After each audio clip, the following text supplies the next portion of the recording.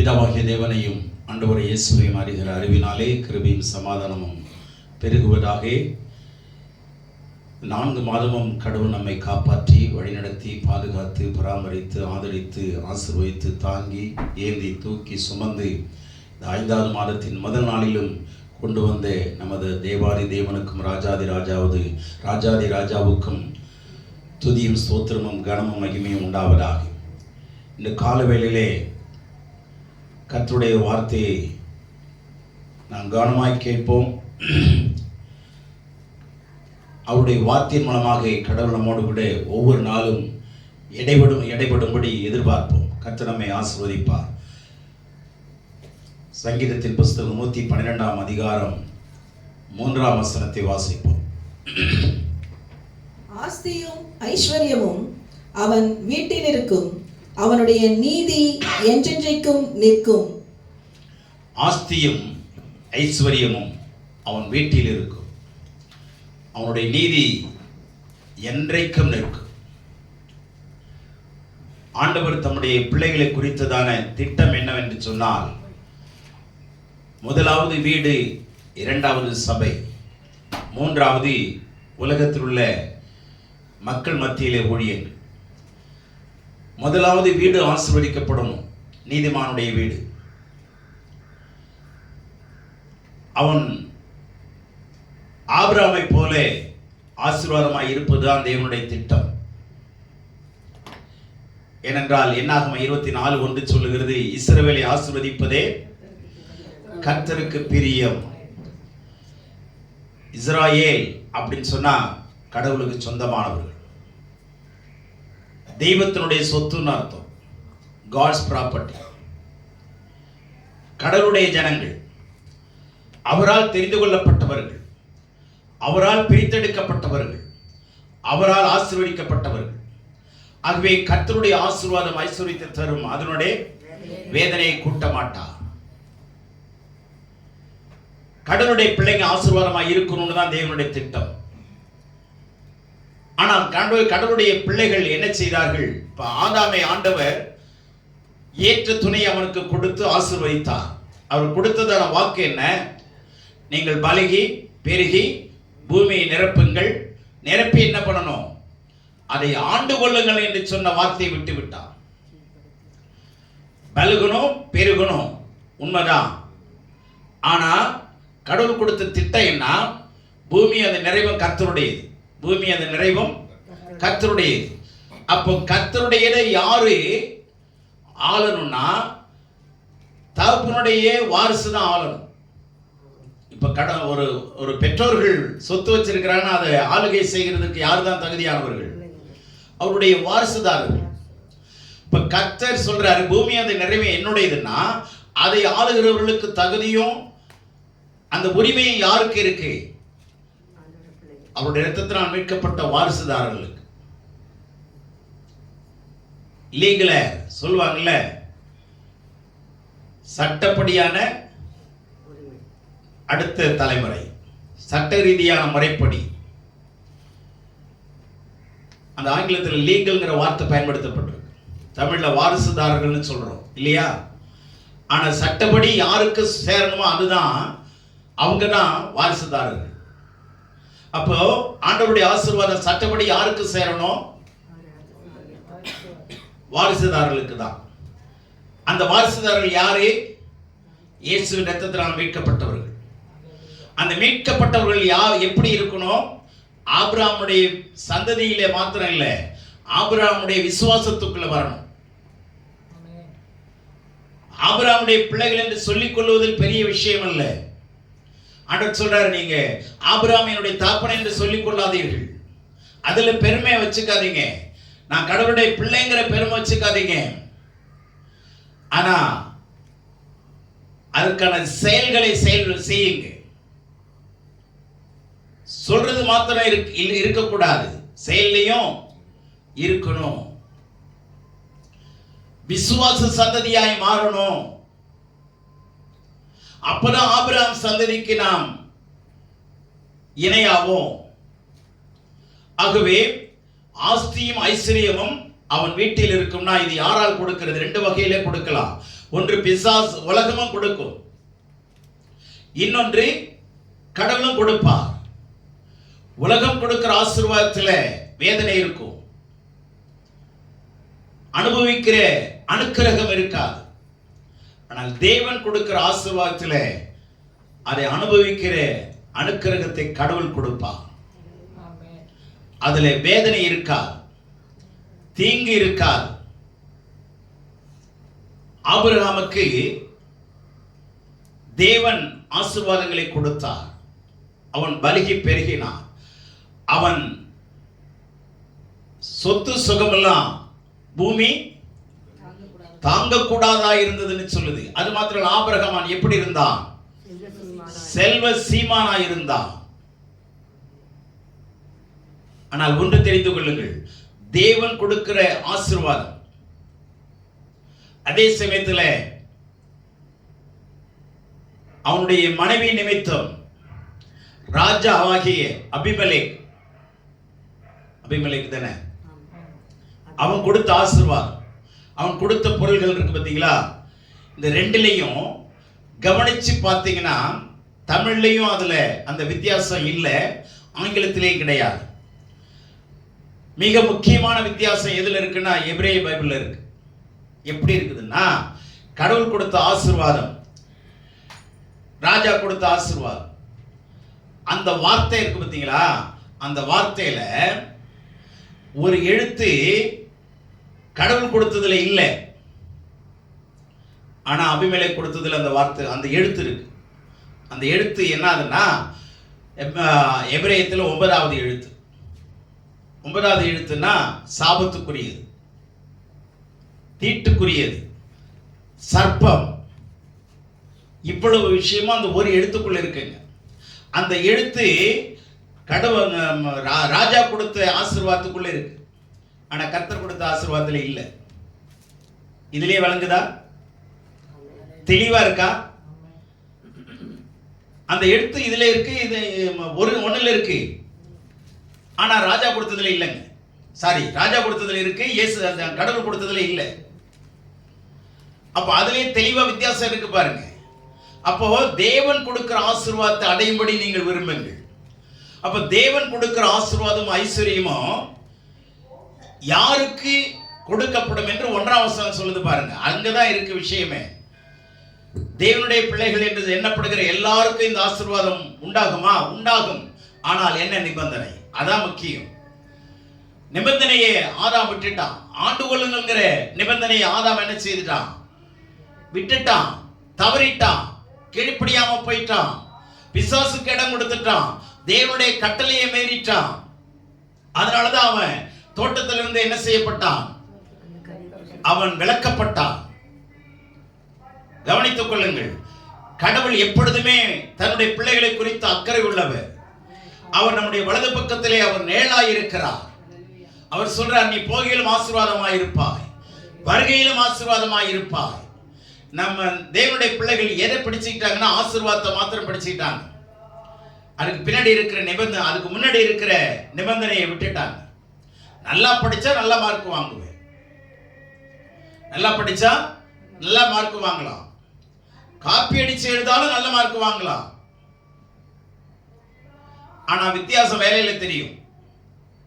கேள்வி கேட்கும் போது தெரியும், இன்டர்வியூல மாட்டிக்குவான் இல்லையா? வாத்தியார் சொல்றாங்க, புத்தகத்தை எடுத்து நீ எழுதிக்கோ அப்படின்னு சொல்றாங்க. எக்ஸாம்ல புத்தகத்தை எடுத்து என்ன பண்ணீங்க? எழுதிக்குங்க. பிள்ளைங்களுக்கு எப்படி இருக்கும்? ரொம்ப சந்தோஷமா இருக்கும். ஆனா எழுதும் போது இந்த கேள்விக்கு பதில் எங்க இருக்குதுன்னு தேட முடியல. ஏன்னா புத்தகத்தை எடுத்திருந்தா தானே அவனுக்கு தெரியும். ஓப்பன் புக்கு எக்ஸாம்னே ஒன்று இருக்கு, நீ புத்தகத்தை எடுத்து எழுதலாம். ஆனா அந்த கேள்விக்கு பதில் தேடுறதுக்குள்ளே டைம் முடிஞ்சு போயிடும். அவன் எப்படிப்பட்ட ஆளா இருப்பான் பாருங்க. ஓப்பன் புக்கு முறையை இன்ட்ரோடியூஸ் பண்ணினாலும் எங்க எந்த கேள்விக்கு எந்த பதில் இருக்குன்னு தேட முடியல. அப்போ எதுல என்ன பிரச்சனை? அவனுக்கு புத்தகத்தை எடுத்து என்ன பண்ண முடியல? பழக்கம் இல்லை, பயிற்சி இல்லை, அபியாசம் இல்லை. இந்த பக்கத்துல இந்த பேஜ்ல இந்த ஆன்சர் இருக்குங்கிறத தெளிவுபடுத்தணும். ஆண்டவர் திறந்த புத்தகத்தை நமக்கு கொடுத்துட்டாரு. எங்க என்ன இருக்குதுன்னு கண்டுபிடிக்கிறதாங்க புத்திசாலித்தனம். படிச்சா தெரிஞ்சுக்கலாம். ஆமாங்க, படிச்சா தெரிஞ்சுக்கலாம்னாங்க. யார் படிக்கிறது? ஆசீர்வாதம் உங்க வீட்டுல இருக்கும், உங்க வீட்டுல இருக்கும். ஆனா ஆண்டவரை அறியாத மக்களுடைய வீட்டுல இருக்கிற ஆசீர்வாதத்துக்கும் உங்களுடைய வீட்டுல இருக்கிற ஆசீர்வாதத்துக்கும் பெருத்த வித்தியாசம் இருக்கிறது. உங்களுடைய ஆசீர்வாதம் வானத்திலிருந்து இறங்கினது, மற்றவருடைய ஆசீர்வாதம் பூமிக்குரியது. இதை பிசாசு தொட முடியாது, பொல்லாங்கன் தொட முடியாது. ஏனென்றால் இது யாரால் கொடுக்கப்பட்டது? சர்வ வல்லமையுள்ள தேவனால், சர்வ பூமிக்கும் தேவன் என்னப்பட்டவரால் நீங்களும் நானும் ஆசீர்வதிக்கப்பட்டிருக்கிறோம். ஆனால் என்ன நிபந்தனை? தயவு செய்து ஆசீர்வாதத்தை மாத்திரம் நீங்க முன்னாடி வைக்காதீங்க. அந்த ஆசீர்வாதத்தை கொடுக்கிற தெய்வத்தை முன்னாடி வைங்க. அதை கற்றுக் கொடுங்க பிள்ளைகளுக்கு. நிபந்தனை தான் முக்கியம். இப்போ 1 வசனம் படிங்க. அல்லேலூயா. கர்த்தருக்கு பயந்து அவருடைய கட்டளைகளில் மிகவும் பிரியமாயிருக்கிற மனுஷன் பாக்கியவான். அவன் சந்ததி பூமியில் பலத்திருக்கும். செம்மையானவர்களின் வம்சம் ஆசீர்வதிக்கப்படும். ஆஸ்தியும் ஐஸ்வர்யமும் அவன் வீட்டில் இருக்கும். அவனுடைய நீதி என்றென்றைக்கும் நிற்கும். அல்லேலூயா. Praise ye the Lord. Blessed is the man that feareth the Lord. கர்த்தருக்கு பயப்படுகிற மனுஷன் ஆசீர்வதிக்கப்பட்டவன். Blessed is the man. அழகான வார்த்தை. Blessed is the man who fears the Lord. கடவுளுக்கு பயப்படுகிற மனுஷன் ஆசீர்வாதமானவன், ஆசீர்வதிக்கப்பட்டவன். ஏற்கனவே அவன் ஆசீர்வதிக்கப்பட்டவன் என்று சொல்லுகிறது. இனிமே நீ ஆசீர்வதிக்கப்பட போகிறது இல்லை. கிறிஸ்துக்குள்ளே சகல உன்னதங்களின் ஆசீர்வாதங்களினாலும் அவர் உங்களை ஆசீர்வதித்து இருக்கிறார். எபேசியர் 1:3 சகல உன்னதங்களின் ஆசீர்வாதங்களினாலும். கடவுளுடைய பிள்ளைகளே, விசுவாசித்தவளே பாக்கியவதி. விசுவாசித்தவளே, ஆமா, கிருபை பெற்றவளே வாழ்க. வாழ்கதான், அவ்வளவுதான். ஆனா யாரு ஆசீர்வதிக்கப்பட்டவள்? விசுவாசிக்கிறவள். விசுவாசிக்கிறவள் என்ன? வெறும் விசுவாசம் வேலைக்காகாது. கிரியில்லாத விசுவாசம் செத்தது. அப்ப விசுவாசத்துல ஜீவன் இருக்கணும், விசுவாசத்துல கிரியை இருக்கணும், விசுவாசத்துல அசைவு இருக்கணும், விசுவாசத்துல நமக்கு என்ன இருக்கணும்? உயிர் இருக்கணும். அப்படின்னா ஒரு ஆள் படுத்து கிடக்கிறானா, அவன் கன நித்திரையில தூங்குறவனையும் பார்த்தீங்கன்னா சத்தவ மாதிரி தான் இருப்பான் இல்லைங்களா? தூரத்துல இருந்து பார்த்தா என்னடா அவன் உயிரா இருக்கா இல்லையாங்கிறது கூட டவுட் வரும். எழுப்பி பார்த்தா தான் தெரியும். அதனால வசனம் சொல்லுது, நீ உயிர் உள்ளவன் என்று பெயர் பெற்றிருந்தும் செத்தவனாக இருக்கிறான். அசைவே இல்லையே, விசுவாச சுவாசம் இல்லையே, விசுவாச கிரியை இல்லையே, வீணான மனுஷனே. யாக்கோபு 2:20 சொல்லுது. என்ன மனுஷன் சொல்றாரு? நல்ல மனுஷன் சொல்லல. வீணான மனுஷனே, கிரி இல்லாத விசுவாசம் செத்தது என்று அறியீர்களா? அப்ப நம்ம விசுவாசத்துல கிரியை இருக்கா? உயிர் இருக்கா? அப்ப கவனிங்க, கடவுள் யாரை ஆசீர்வதிக்கிறார் என்று சொன்னால், கர்த்தருக்கு பயந்து பயப்படுகிறவன் ஆசீர்வதிக்கப்பட்டவன். அடுத்தது என்ன சொல்றாரு? that delighteth greatly in his commandments. அந்த வார்த்தை கவனிங்க. அவருடைய கட்டளையின் மேல் மிகவும் பிரியமாய் இருக்கிறவன். இப்போ நான் கடவுளுக்கு பயப்படுறேன் அப்படின்னா என்ன அர்த்தம் தெரியுமா? கடவுள் ஒருத்தர் இருக்கிறாரு, நம்ம பொய் சொல்லக்கூடாதுங்கிறது மாத்திரம் இல்லை. நீங்க நீதிமொழி 3ஆம் அதிகாரம் 1 to 8 வரைக்கும் படிச்சு பாருங்க. அதுல கர்த்தருக்கு இப்படி இருந்தால் பயப்பட முடியும்னு சொல்லுது.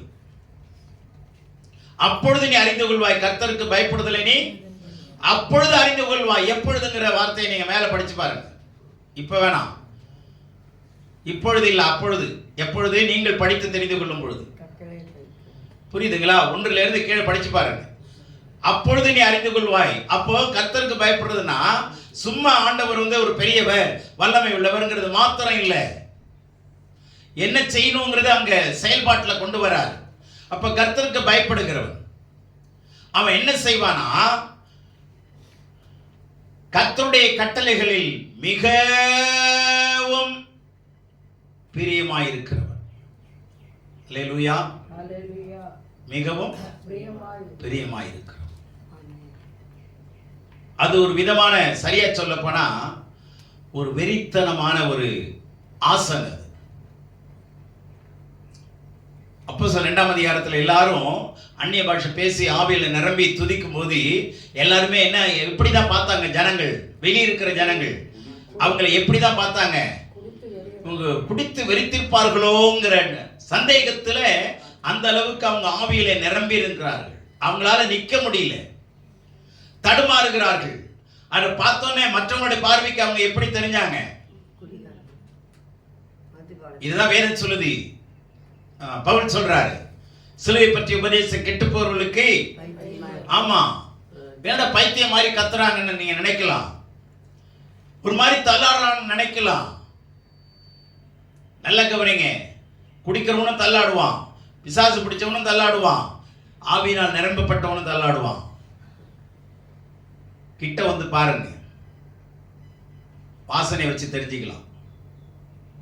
கிறிஸ்துவனுடைய வாசனை வருதா, சரக்கு வாசனை வருதா, அல்லது போதை வாசனை வருதாங்கிறத என்ன பண்ணலாம்?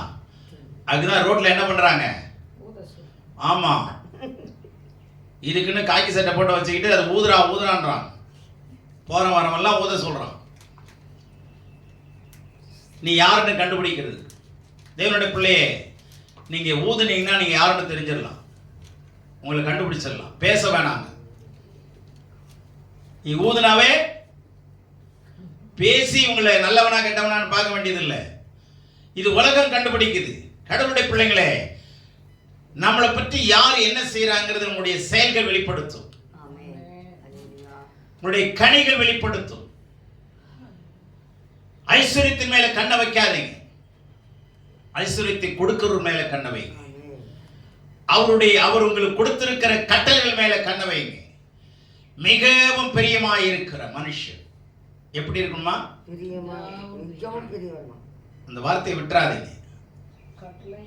மிகவும் பிரியமாய், கிரேட்லிங்கிற வார்த்தை எவ்வளவு வார்த்தை அந்த இடத்துல என்ன படப்பட்டிருக்கு? கிரேட்லி டிலைட், மிகவும். இந்த கிரேட்ங்கிறது பெரியங்கிறது சொல்லலாம் இல்லையா? அவ்வளவு பெரிய விஷயத்தை இந்த கட்டளை மேலே வாஞ்சியாய் இருக்கிறேன்னு சொல்றார். அவ்வளவுக்கு அதிகமாய். இதுதான் சங்கீதத்தில் கவனிச்சீங்கன்னா 119 சங்கீதத்தில் 97 வசனம் பாருங்க. 119:97 தாவீதுனுடைய ஆசையை பாருங்க, அவருடைய விருப்பத்தை, அவருடைய வாஞ்சையை கவனிங்க. உமது வேதத்தில் நான் எவ்வளவு பிரியமாய் இருக்கிறேன், நாள் முழுவதும் அது என் தியானம். கவனிங்க, உம்முடைய வேதத்தில் நான் எவ்வளவு பிரியமாய் இருக்கிறேன். இது வாயில சொல்லலங்க, மனதார சொல்றாரு. அவர் செயல்படுத்தி காண்பிக்கிறார். நான் எவ்வளவு பிரியமாய் இருக்கிறேன். கடவுளை சுருக்கமா சொல்றேன், கடவுளை அறிகிற அறிவு தாங்க உங்களுக்கு சொத்து. நீங்க வீட்டில் இருக்கிற, நீங்க ஆதாயம் பண்ணுகிற, சேர்த்து வைக்கிற சொத்து பொருள் எல்லாம் அழியக்கூடியது. ஆனால் அழியாத சொத்து எதுதான்? ஆண்டவரை அறிகிற அறிவு. நான் சின்ன வயசுல இருந்து வேதத்தை நான் அடிக்கடி சொல்லியிருக்கிறேன். என்னுடைய பிரயாணத்துல, வேலை ஸ்தலத்துல, வீட்டில் உட்கார்ந்து போகும்போதும் வரும்போதும் கர்த்தருடைய வார்த்தை மேலே நான் பிரியமாயிருந்து படிப்பேன். இதை படிக்கணும், இதை தெரிஞ்சுக்கணும். அவன் சந்ததி பூமியிலே பலத்திருக்கும். சும்மா இல்லை, அவன் சந்ததி. ஆமா, கிறிஸ்தவ மதத்தில் இருக்காதீங்க. ஏதோ நம்ம எல்லாம் கிறிஸ்தவங்கள் ஆயிட்டோம், அந்த பெருமையில இருக்கக்கூடாது. கிறிஸ்துக்குள்ளே வந்துடணும், மதத்துக்குள்ளே இருக்கக்கூடாது. எதுக்குள்ள வரணும்? கிறிஸ்துவுக்குள்ள வரவங்க கொஞ்சம் பேர் தான். கிறிஸ்தவங்க நிறைய பேர், கோடிக்கணக்கான பேர். ஆனா கிறிஸ்துவுக்குள்ள வரவங்க எத்தனை பேருங்கிறத யோசிங்க. நான் கிறிஸ்துவுக்குள்ள இருக்கிறேனா? சிந்திச்சு பாருங்க. இப்ப கிறிஸ்துவுக்குள்ளான மனுஷன் யாரு, எப்படிப்பட்டவனா இருப்பாங்கிறத கண்டுபிடிங்க. கிறிஸ்தவங்க எப்படி இருப்பாங்க? பைபிளை வீட்டில் வச்சிருப்பாங்க. நேரம் இருந்தா படிப்பாங்க, நேரம் இல்லைன்னா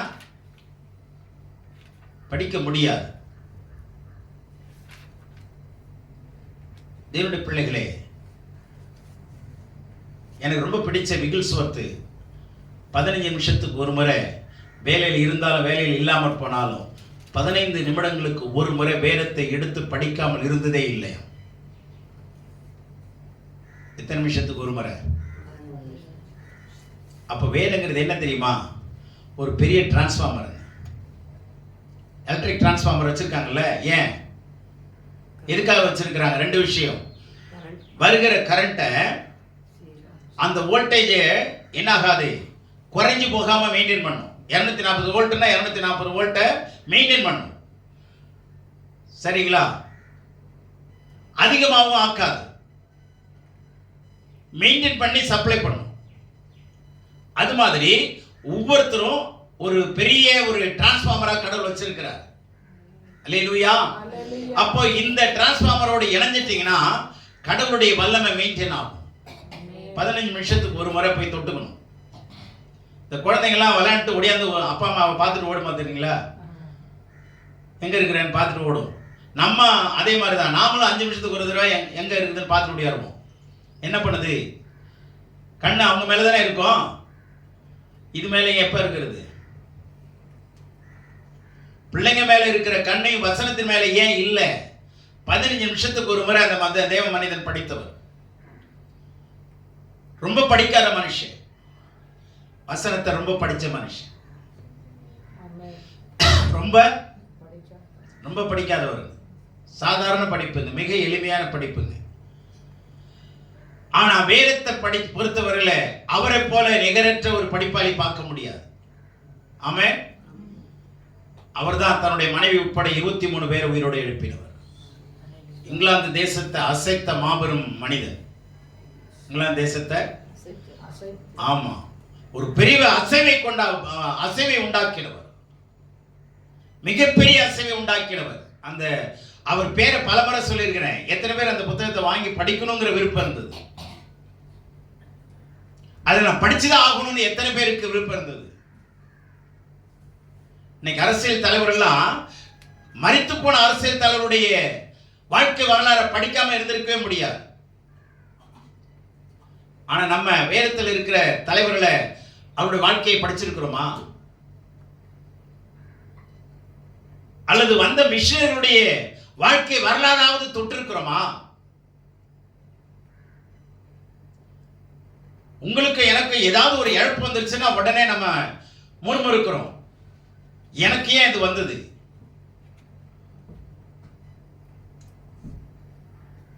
அந்த துன்பத்தின் நடுவிலே கர்த்தருடைய சமூகத்தை நம்ம உணர்ந்திருக்கிறோமா? ருசித்திருக்கிறோமா? யோசிச்சு பாருங்க. கர்த்தருடைய கட்டளையின் மேலே பிரியமாய் இருக்கிறோமா? உம்முடைய கட்டளையில் நான் எவ்வளவு பிரியமாய் இருக்கிறேன். அப்ப என்ன தெரியுமா? தாவீதுக்கு இருந்ததெல்லாம் 5 ஆகமம் தான். இந்த 5 ஆகமத்தை உயிருக்கு உயிரா படிச்சு பாருங்க. கண்டிப்பா மோசேயினுடைய ஸ்தானத்துக்கு வருவோம். கண்டிப்பா ஆபிரகாமுடைய வழிக்கு நம்ம வந்தே ஆகணும். அல்லேலூயா. இன்னைக்கு இன்றைய யூதர்கள் மோசேயை தான் தலைவனா வச்சிருக்கிறாங்க. அதனாலதான் அவங்க ரட்சிக்கப்படல.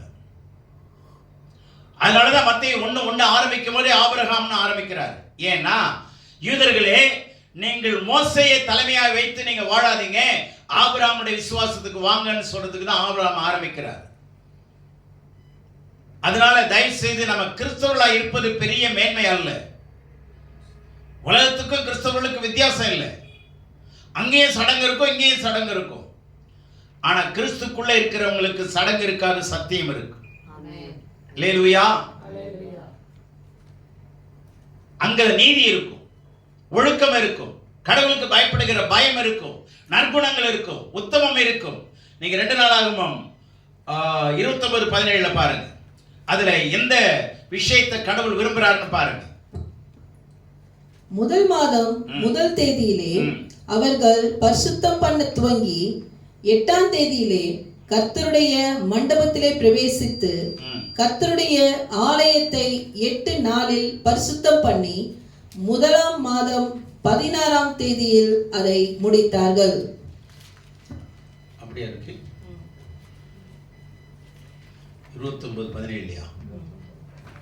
முதல் மாதம் முதல் தேதி அவர்கள் பரிசுத்தம் பண்ண முதல் தேதி உத்தம குணத்தில் பிரியமாய் இருக்கிறேன் இருக்கும்.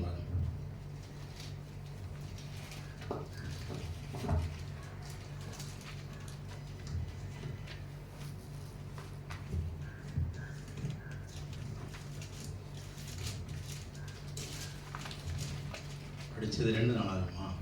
1 நாளாகும். 1 நாளாகும். 29:17 தானே சொன்னேன்.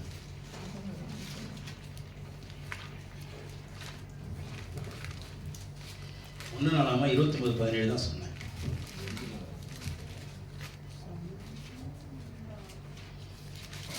ஒன்று நாளாமா 29:17. என் தேவனே, நீர் இருதயத்தை சோதித்து உத்தம குணத்தில் பிரியமாயிருக்கிறீர் என்பதை அறிவேன்.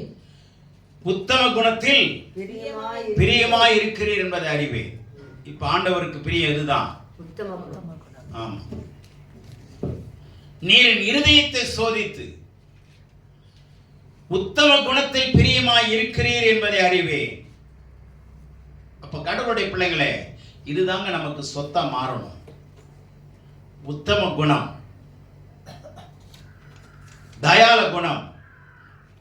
ஆண்டவர் பிதா எப்படி இருக்கிறாரா?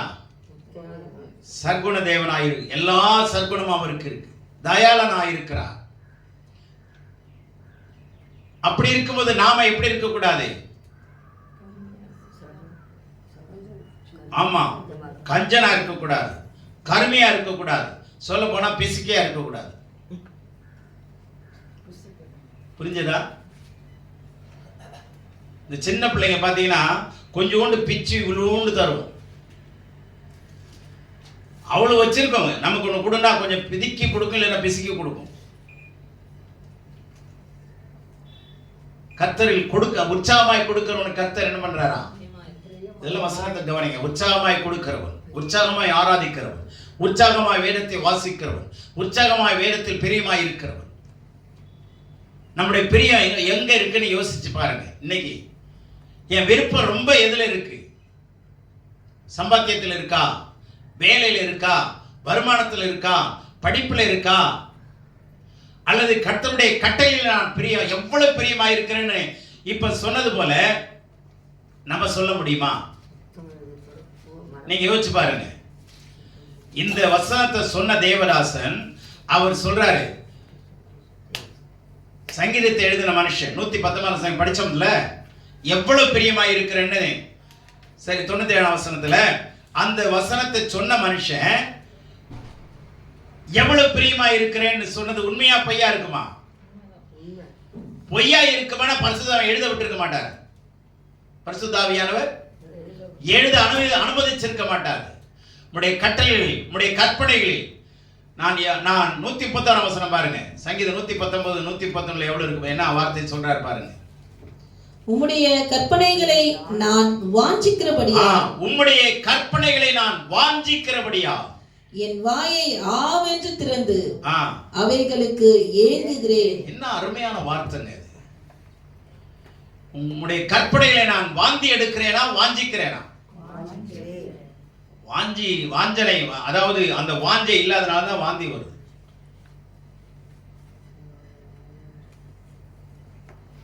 கவனிச்சீங்கன்னா கர்ப்பம் ஆன உடனே என்ன நடக்குது?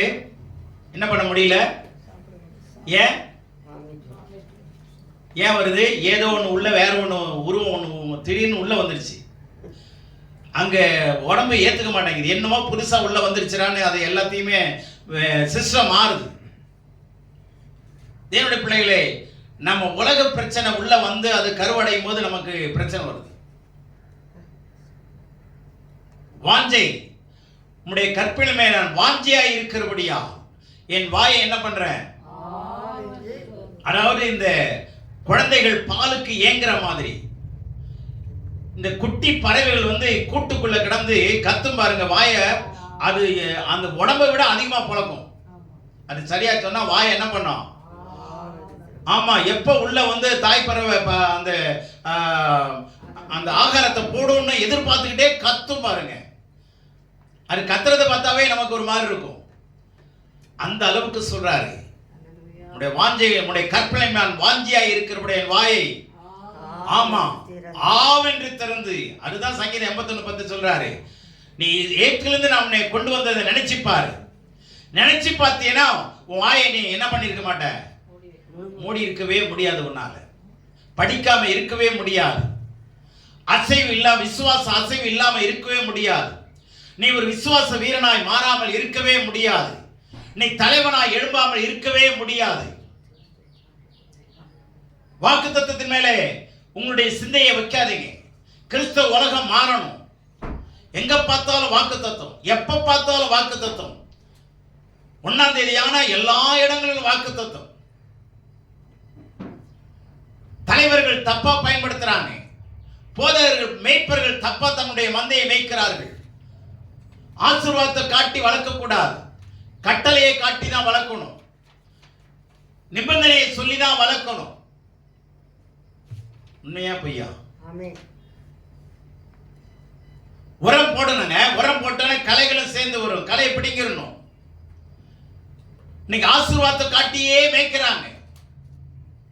சபை வேற வழியில போயிட்டு இருக்கு, தவறான வழியில போகுது. சத்தியத்தை காட்டுங்க, கட்டளைக்கு கொண்டு வாங்க, நீதியை காட்டுங்க, நியாயத்தை செய்யுங்கன்னு சொல்லி கொடுங்க. தேவனுடைய பிள்ளைகளே, கிறிஸ்தவ அதாவது விசுவாச குடும்பங்களே, சபைக்குள்ளே கிறிஸ்தவ மதத்துக்குள்ள கொண்டு வராதீங்க. ஏற்கனவே ஒரு மதத்தில் இருந்து தான் வந்திருக்கிறோம். மதம் எப்பொழுதுமே மதத்தை ஏத்தும், வெறியை ஏத்தும், அன்பை காட்டாது.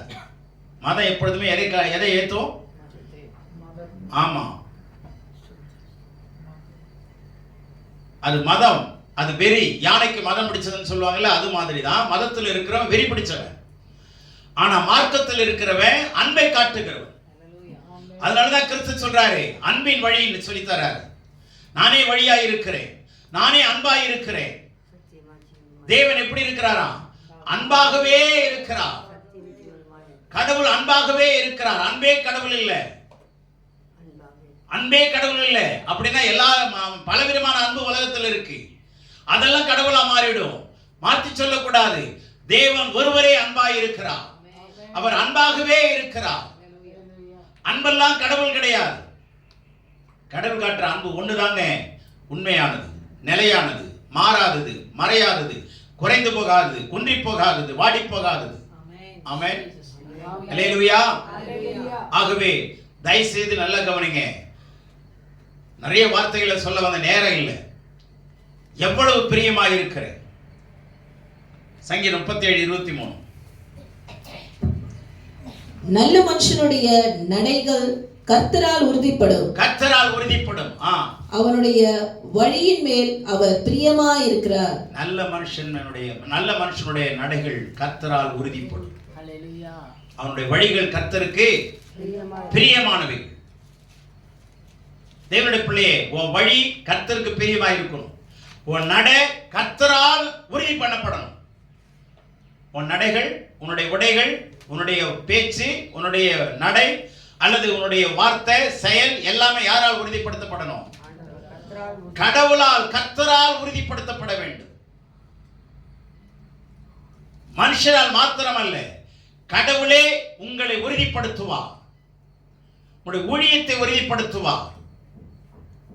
கர்த்தரால் உறுதி பண்ணப்படும். என்ன அருமையான வார்த்தை.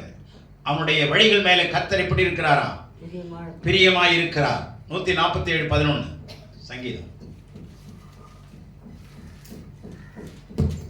தமக்கு பயந்து தமது கிருபைக்கு காத்திருக்கிறவர்கள் மேல் கர்த்தர் பிரியமாயிருக்கிறார். தமக்கு பயந்து அவருடைய கிருபைக்கு காத்திருக்கிறவர்கள் மேலே எப்படி இருக்கிறாரா? நம்மளுடைய சிந்தை எல்லாம் உலக பிரகாரமான சிந்தைங்க. எப்படி வேலை நிறைய கிடைக்கும், எங்க சம்பளம் நிறைய கிடைக்கும், இதை பத்தி சிந்திக்காதீங்க. கர்த்தருடைய வழியில நீங்க வாங்க. அவர் உங்களை உயர்த்துறாரா இல்லையா பாருங்க. வாலிப பிள்ளைங்க நல்லா தெரிஞ்சுங்க, உங்களுடைய எதிர்காலம் கர்த்தருடைய கருத்தில் இருக்கு. நீங்க படிக்கிறதுனாலயோ உழைக்கிறதுனாலயோ அது தேவையில்லை நான் சொல்லல. படிக்கணும், நல்லா படிங்க. அதே சமயத்துல உங்க படிப்பை விட வேதத்தை குறித்த படிப்பு அதிக நேரம் எடுங்க. ஆனா எடுக்கிறோமா? கிடையாது. உங்க நடைகள் கர்த்தரால் உறுதிப்படுத்தப்படணும். உங்களுடைய வழிகள் கர்த்தரால் ஆசீர்வதிக்கப்படணும். அப்படின்னா கர்த்தருடைய வார்த்தையின் மேலே, சட்ட புத்தகத்தின் மேலே, 5 ஆகமத்தின் மேலே வாஞ்சை உள்ளவர்களாக இருங்க. சட்ட புத்தகத்தை நீங்க படிச்சீங்கன்னா சட்டப்படி வாழ ஆரம்பிச்சிருவீங்க. சட்ட புத்தகத்தை படிக்காதனால தான் சட்டம் பேசுறான். இந்த சட்டம் பேசுறவனா யார் தெரியுமா?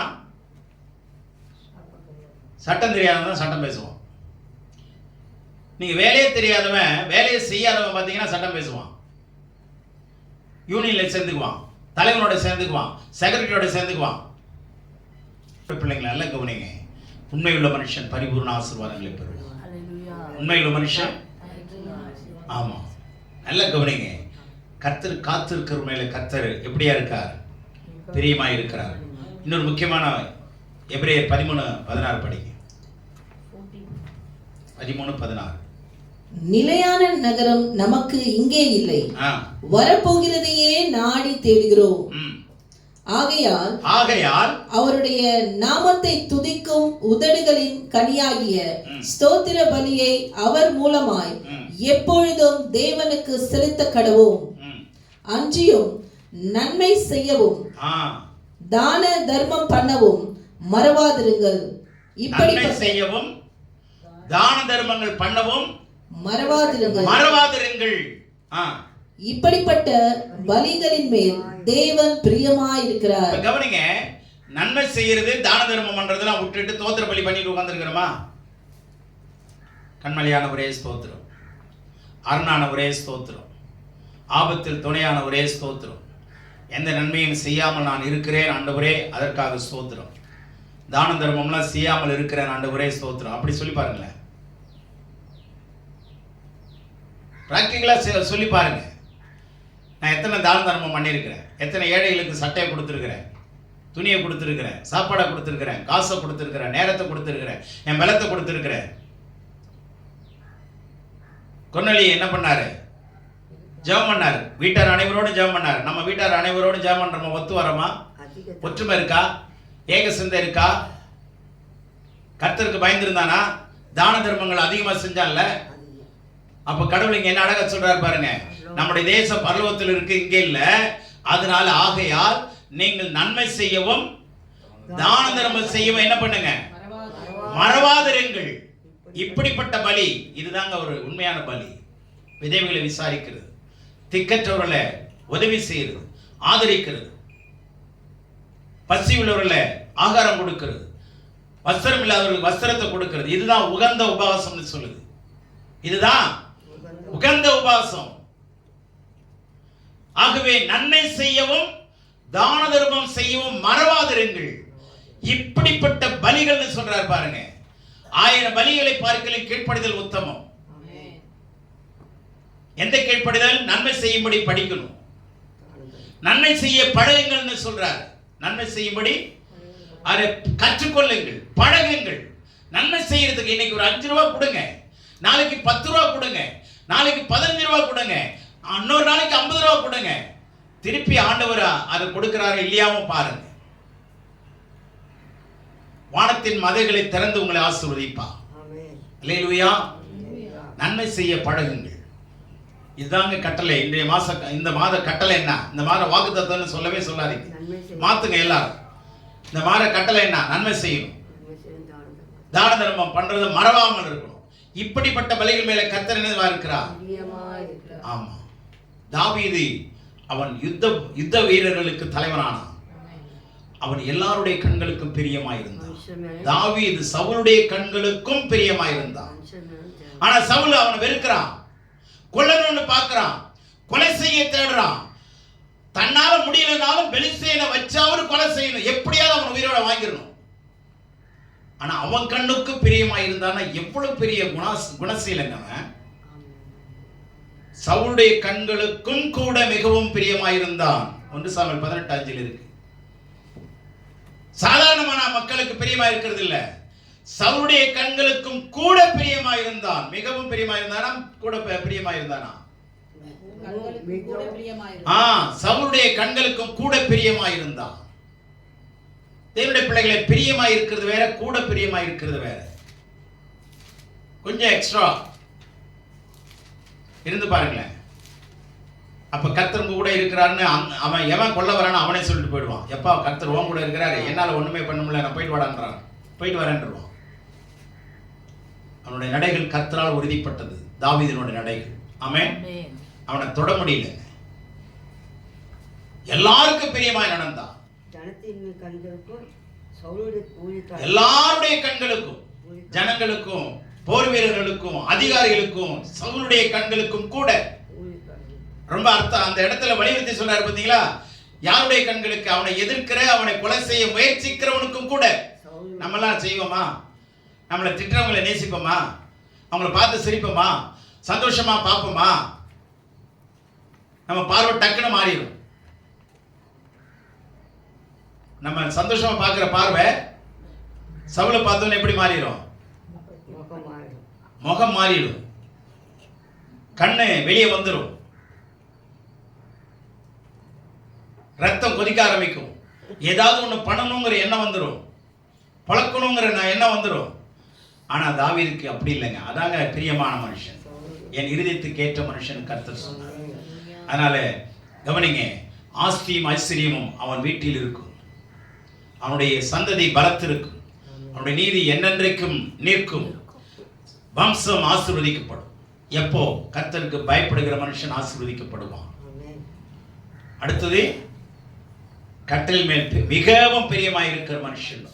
எங்க போனாலுங்க, எந்த இடத்துக்கு போனாலும் கர்த்தருடைய கட்டில் பிரியமாயிருக்கிற மனுஷன் ஆசீர்வதிக்கப்படும். கர்த்தர் தாமே நம்மை ஆசீர்வதிப்பாராக. ஆமென்.